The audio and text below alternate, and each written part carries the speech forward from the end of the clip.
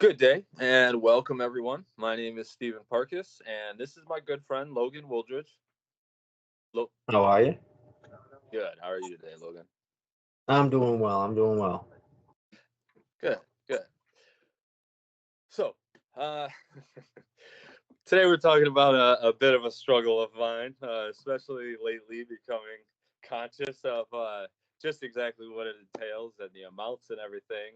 We're talking about hydration, personal hydration. And so to start off, could you tell us, Logan, why is hydration such an important topic for overall health and fitness? Hydration is rivaled, in my opinion, and in that being based on the my knowledge in physical health and the nutrition sciences. It's tied into nearly every facet of health. The only other thing, single factor of health that could rival it, I would argue, being sleep, and that they're so connected to emotional, mental, physical. And just to break that down a little further here, scientifically, not where I'm going to disregard for a moment all the feeling and all that emotional stuff. Scientific evidence already supports it, proper hydration being a factor in skin health, musculoskeletal function, cognitive function, cardiovascular function, metabolism, waste removal, and the long-term effects of dehydration are still being researched because we don't fully understand them. So that's how widespread just the hard science side of it is. That's not including, that was all very general stuff. I mentioned cognitive function there. That implies all the mental health implications of it, right? So we could break those down further just to give you a full understanding of how much hydration has an impact on. Yeah, that's fascinating. Yeah. We could make a video out of each and every one of those. And I think throughout today, we're going to touch on a great deal of those. So throughout our discussion, we'll to that.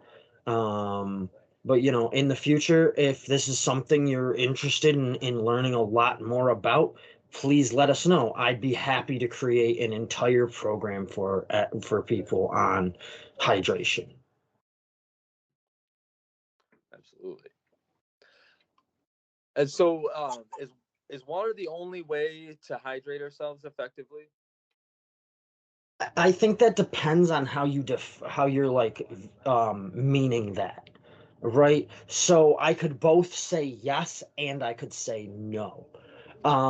So yes, in the sense that water needs to be part of what you consume for you to be hydrated, right? So yes, water is the only thing that hydrates us. But no, in that anything with water in it can hydrate us, right? Even coffee, right? And now that's within reason, right? If you're drinking 3 pots of coffee a day, the last 2 pots might not be hydrating you very well. But, if you're a coffee drinker, you've been drinking coffee for years, a cup of coffee is hydrating.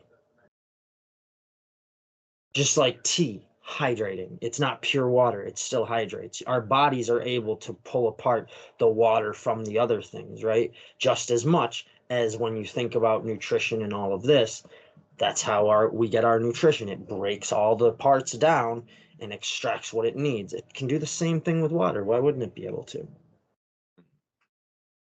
Okay. Okay. That being said, when you drink pure water, just water, Mhm. yes, it's more hydrating. It's less work for your body to do, right? But you can again take a parallel here to nutrition science and we can start to hypothesize, and that's really all we can do right now. As at least to my knowledge, there aren't studies on this. Maybe there are, and I just haven't found them yet.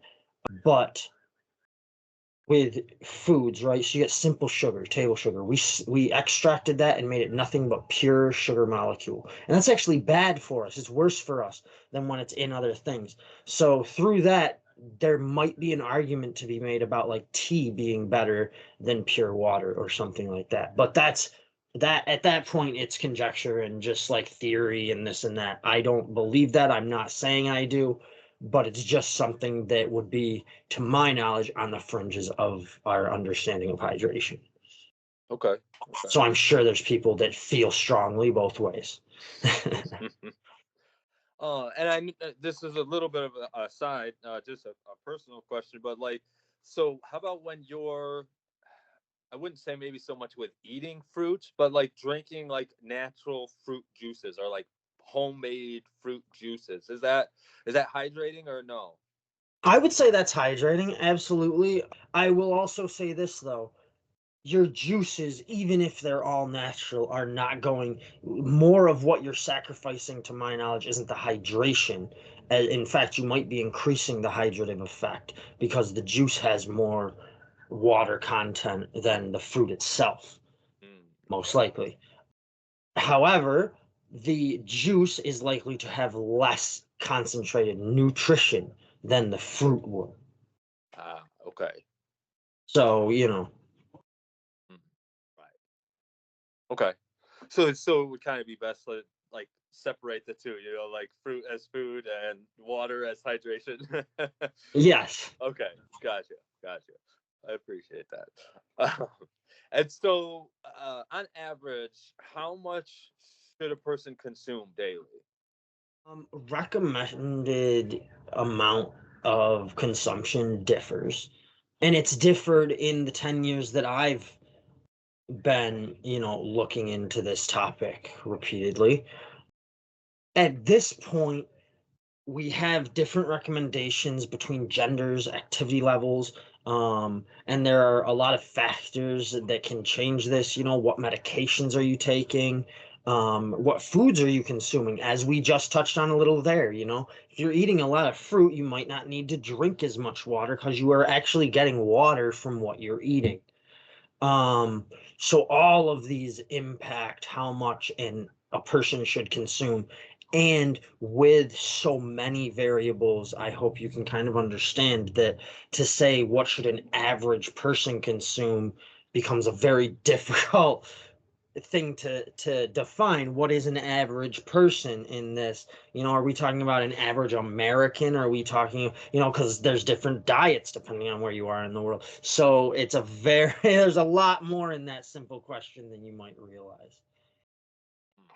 Yeah, that's that's very true. I didn't even think of all those aspects. Definitely. Mm. And so, maybe let's just put it on like me or you for a second. I heard someone say that you should be drinking at least your age in ounces. So like I'm 34, so it would have like 34 ounces. The recommended ounces have that I've ever seen have been like 64 and plus ounces a Wow. day. Yes, we are almost all dehydrated throughout our daily existence. Mm, Equally so as the amount of us that are likely sleep deprived on some level. yeah. Mm. Because our modern society just doesn't encourage these things. They're not productive activities. Hmm. Okay. And so what are some markers of being dehydrated that we can look for? Well, the one I always go by is urine. And there's two factors to this. There's the one that I think more people are aware of, which is the color, and then there is the pass-through speed.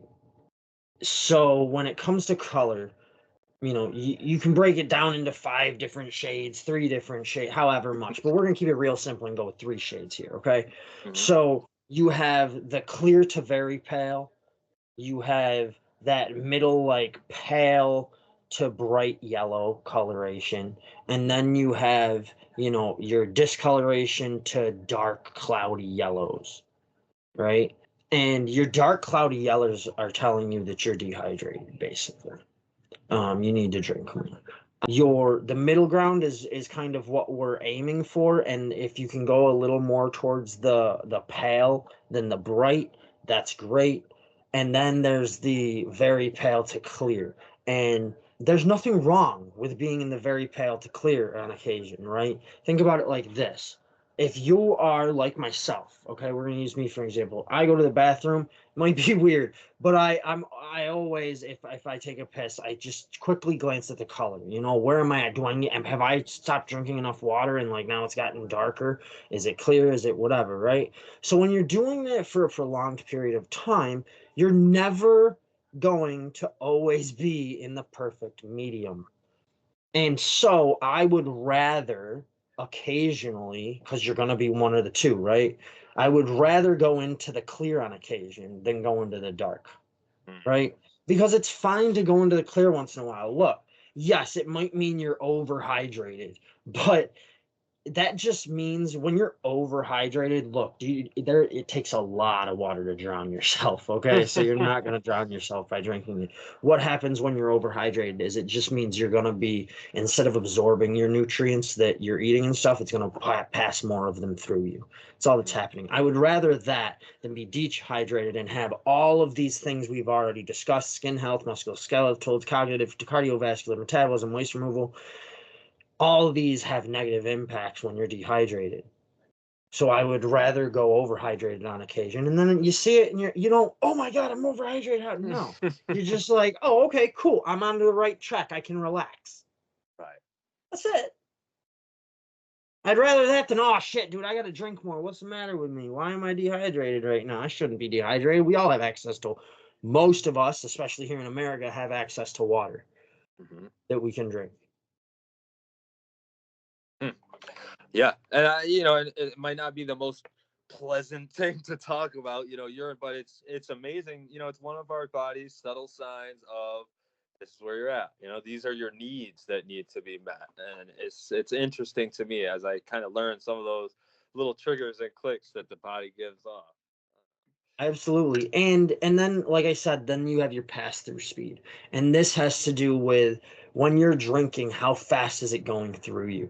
Now, one of these factors can be again overhydration or underhydration. When you're dehydrated, your body wants to hold on to water more, so it's going to pass less of it through. When you're overhydrated, you're going to pass a lot more through.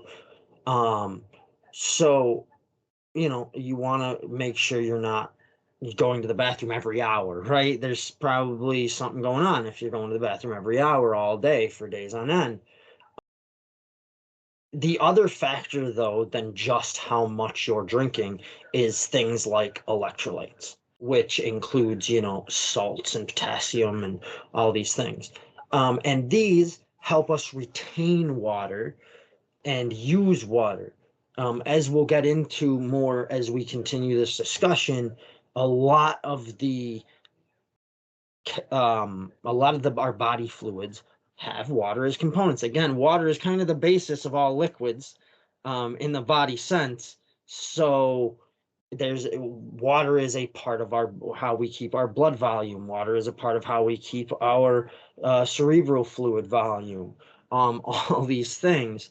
So when we have a proper amount of electrolytes, I mean, electrolytes do a whole lot of things, but just in the sphere we're discussing here, hydration, they can help us retain water and get water to the parts of us that needs more water to increase, blood volume or cerebral fluid or whatever. Interesting. So check back, electrolytes, part 2 coming soon. Absolutely. Absolutely. Wow. Yeah, that is incredible. And so you mentioned the cerebral fluid. And so can you explain how hydration affects like our energy levels and our mental clarity? First, the energy levels, right? So this has to do with how our thirst signals, a lot of us, and again, we already discussed how many of us walk around dehydrated, right? We also, this is another talked about thing, a lot of obesity, right? Thirst signals are getting confused quite frequently for hunger signals because both of them have, if they're under the levels they should be at, cause an energy draining. effect on us, right? So we start to feel sluggish and we start to yada yada yada yada. Most of us learned as kids, and this is, this is how humans work. We have our natural understanding, our instinctual understanding of ourselves, but as we grow, especially today when we're taught a lot of things as we grow very formally, we are taught to pay attention to certain things and to respond to certain signals in certain ways, right? One of these, I would argue, is if you're tired, you might just need more food because food is energy, right? We all, on some basic level, understand that. And so if we start to feel sluggish, we might say, oh man, I just need some more food and go and grab a snack.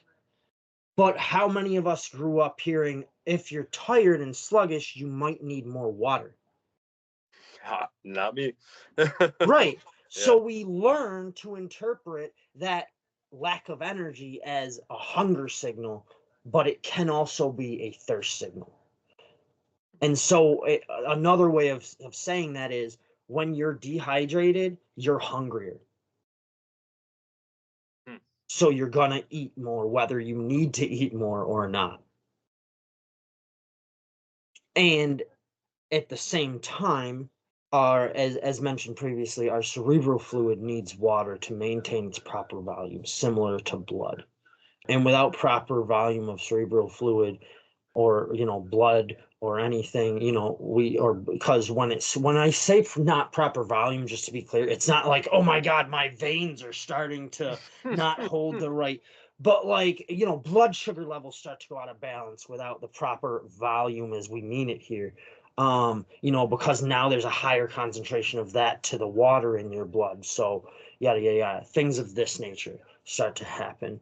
And that starts to affect, as anybody who has blood sugar problems can attest, this is in similar ways, though maybe not as extreme, starts to affect our emotional control, our attention, our memory, and all of these can start to be reduced with improper hydration.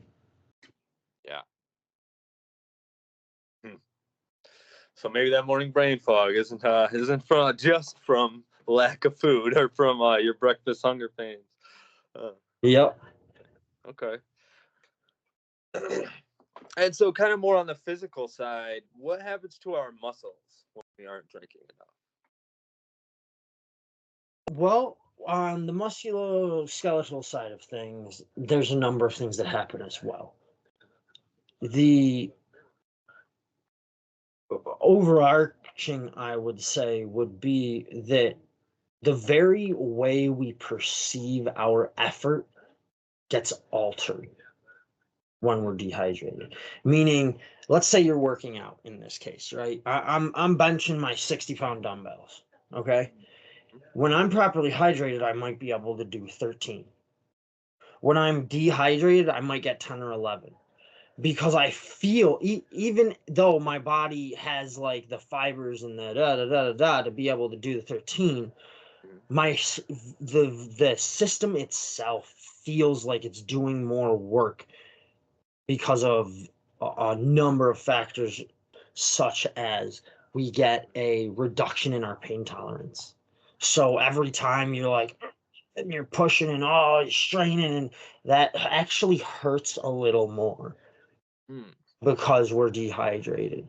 And at the same time, our joint health starts to reduce, and the lubrication between our fibers. Again, we've already discussed how hydration and water itself plays a role in all of our body fluids, right? So it is a lubricating agent. And so it starts to increase the friction when you're, contracting and all this. So in so many subtle ways, contributing all together to an increased perception and perhaps not just perception of effort, and therefore a reduced work capacity. Wow. Okay. What role does fluid intake have on our joints? All of those mentioned above, with a particular emphasis on the lubrication we just discussed and elasticity, because your joints have a lot of connective tissue in them, and your connective tissue again has to have certain body fluids that lubricate all of those and therefore make them more elastic and able to move smoother and such. So our joint health is declined specifically in those by those metrics when we're dehydrated. And again, you get the pain management becoming a factor here. And especially I think as anybody gets older, they can relate to that, and specifically when it comes to joints more than muscles, right? Pain. And then, again, the early onset of fatigue and perception of effort. Okay. Okay. So, like, maybe for anybody who's ever worked on older cars before, bigger vehicles, you got to grease the joints. Like gears working without grease, they, shave off metal, and there's a lot of friction. I kind of picture it like that a little bit then. Absolutely. And if you want to take that analogy of the gears and the grease and all that, there is a significant difference though in what happens without the lubrication in a vehicle compared to a human. And that's in the adaptation factor, right? Because like you had mentioned, with a vehicle, an old vehicle, or really any kind of machine, gears that aren't lubricated, they start to chip off and shave and yada, yada, yada, right? Now, yes, that can happen in a human body. That would be really bad because then you have shards within you. But more than anything, what ends up happening when bones or anything within your body starts to rub against something, it actually will increase its thickness to provide more protection. Now, when you think about that in the idea of moving smoothly, you can almost instantly see the problem there, right? If something's rubbing because it almost needs something chipped away so it can move better, and instead it starts to grow thicker, you're actually going to get a worse and worse and worse problem. And that does happen. That's what bone spurs, that's how like bone spurs and such happen. And it's also, by the way, an old principle behind old martial arts practices. The iron body practices, slamming your hands on things and such to get the bones thicker and denser, so you can strike harder and punch through things you wouldn't naturally be able to punch through. That's all you're doing. That same underlying principle is in effect there. At the hospital, at various places, doctor's office, I've seen lack of hydration affect like getting blood drawn, having lab work done. Exactly what role does our fluid consumption have on the cardiovascular system? Well, as we've mentioned many times, water is a part of blood. So being dehydrated can affect the ability to draw blood with not to draw blood, end statement, to draw blood without repercussions, right? Which is why, like, have you drank enough water today? Don't eat this before, yada yada yada, because you can get dizzy if you don't have enough, fluid in you there to keep you good after they draw your Right. blood. At the same time, understand that blood is a big part of the transport system of nutrients in your body. So without proper hydration and such, your blood starts to have trouble transporting things the way it normally would. So if you're getting blood drawn, let's say in a hospital setting, you're likely getting it drawn for some form of testing, right? The testing might be thrown off somewhat if your body isn't hydrated properly and therefore transporting the nutrients as it would normally transport the nutrients. It's going to have an altered score right from the jump just because you're dehydrated. Okay. Wow. Wow. And that's, I mean, it almost seems like sometimes it's almost like sludge like too. And this is from like being around several dehydrated people in hospital settings. Yeah, it almost seems like it's like thick, sludgy. That's probably really dehydrated person, yeah. Wow. Yeah. And maybe some medical shit going on. I don't know. But Yeah. I would argue if it's just hydration having to do with that, they are very dehydrated. That's interesting. Because again, Yeah. you'll have all the same amount. The amount of water, though, therefore, throughout the whole thing is less. Therefore, the consistency will be thicker. Yeah. And so, I mean, I'm guessing that, when people say like we're 70% water or 50% water, this and that, that's kind of what they're saying, right? It's like all of our systems are utilizing or like Absolutely. It composed doesn't of. mean like I'm filled up to the waist with water and my legs are just filled with water bags, you know? Yeah, no. It's a lot of almost your entire body has water as part of it. You know, your skin has to have water to stay properly hydrated. You know, for example. So that's where Skin Health Thing comes in. Right, right. Yeah, I wanted to kind of make sure, like, sometimes we think of like reservoirs of water, but no, our body is the whole body is utilizing the hydration, the water, in order to keep us functioning properly. Absolutely. And it does its best to keep an equilibrium. So when you become dehydrated, it's not like, oh, this part of my system is dehydrated. No, you are dehydrated. Your whole system has gotten to a point where it doesn't have enough to keep it all at. It's still going to do what it can to keep everything at as close to proper levels. It's not going to just drop one system's amount of water drastically and leave everything else right where it should be. That's not how it works. Right. Wow.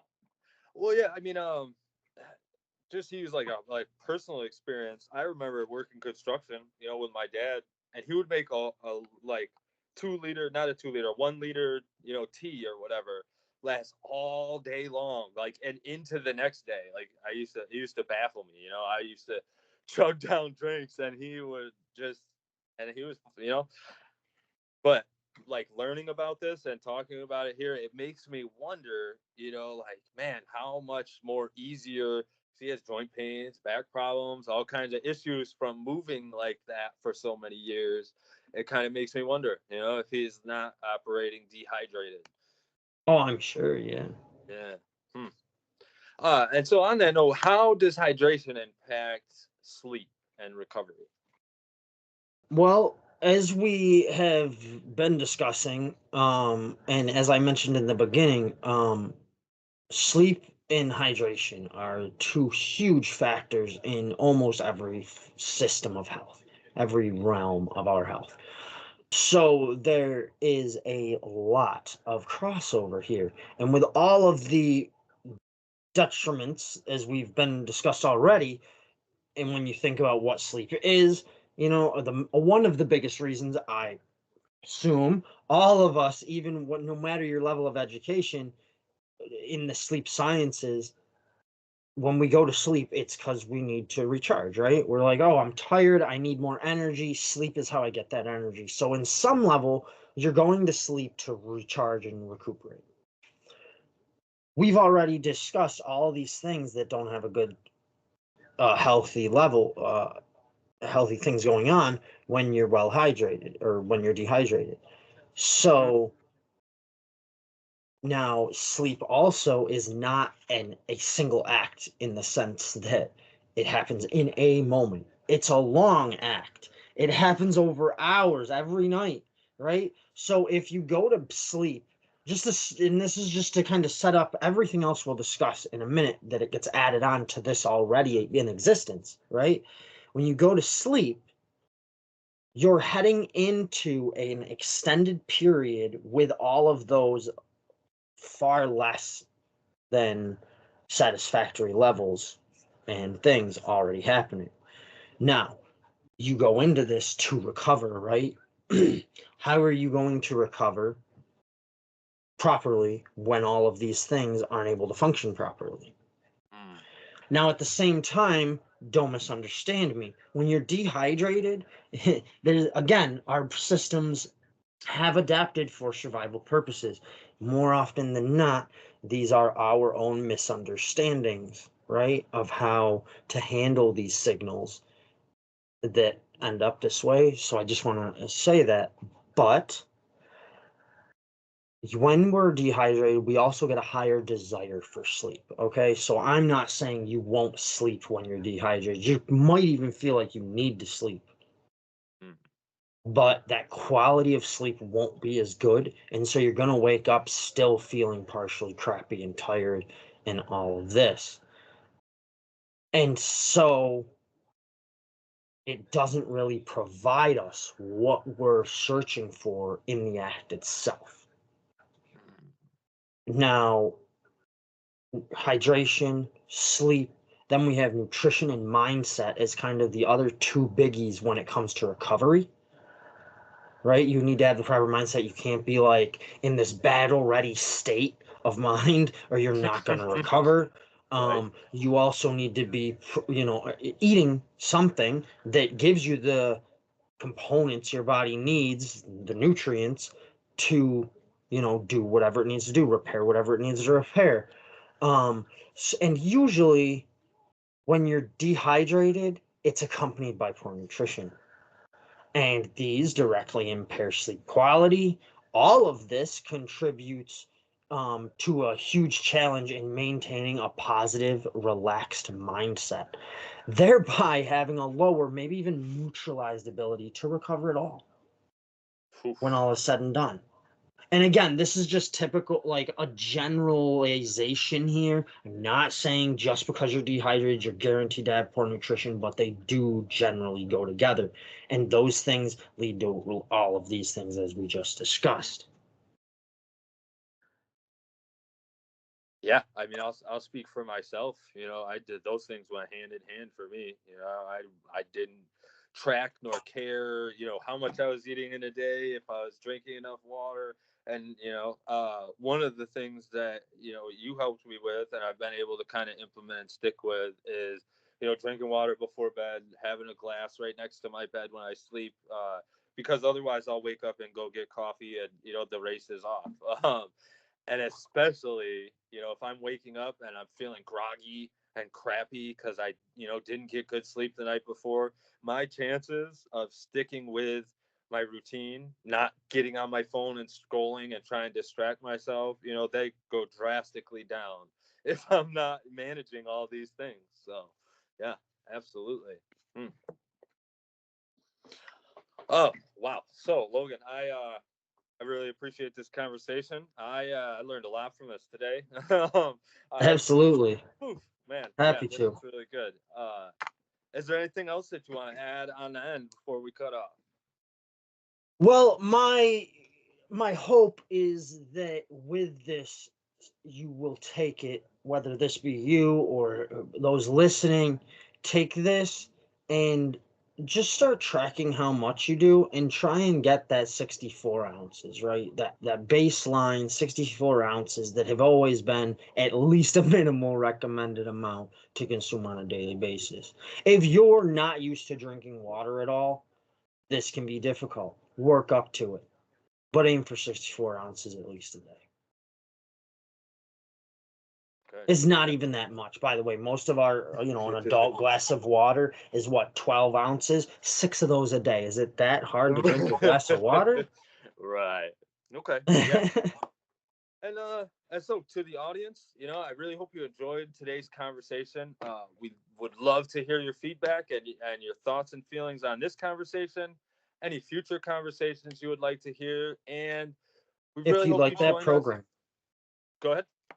if you'd like that program on hydration, let me know. I'm working on a number of programs right now for people with different interests.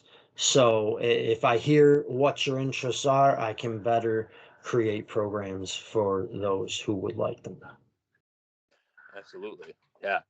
And of course, we have our links in the bio, and we would love to see you at marshallforest.com, where we have blog posts, more video content and conversations, and also personal one on one coaching with Logan, or hypnosis sessions with me. And we would really love to have you there to join our community. So, wishing you progress on your path and good health throughout your day.